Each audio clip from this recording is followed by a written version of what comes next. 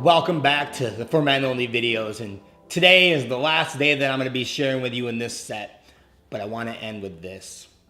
See, we've learned about the children of Israel, and as they went to go into the promised land, and when the 12 spies went, and how 2 came back with a positive report, but 10 came back with a negative report.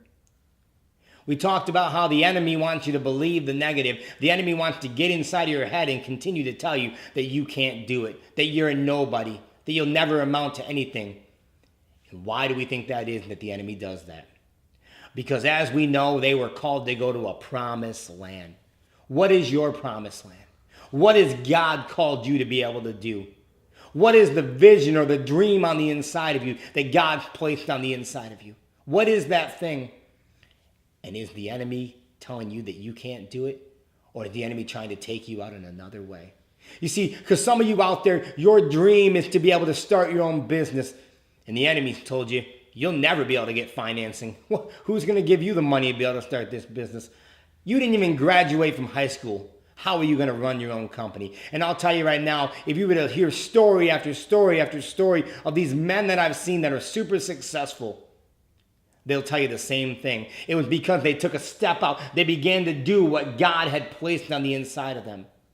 And once again, like I told you before, there's a key thing here. The key is remembering what the Word of God says. And the Word of God says simple things like this. If God has placed these things on the inside of you, God will come alongside you and God will help provide those things.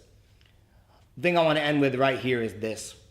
If you have something on the inside of you, I want you to do 2 things. 1, bring it before God. Bring it before Him in prayer and say, God, if this is your will for my life, I pray that you make it ever clear to me. And 2, begin to put the Word of God on the inside of you to strengthen those things. Because I'll tell you right now, if you're doing what God's called you to do and you're heading towards your promised land, the enemy is going to come at you harder and stronger than he ever has before. But remember to put the Word of God on the inside of you and combat the enemy with this thing, the Word of God. Thank you for spending this time with me this past week. I really enjoyed it, and I hope that you got something out of this.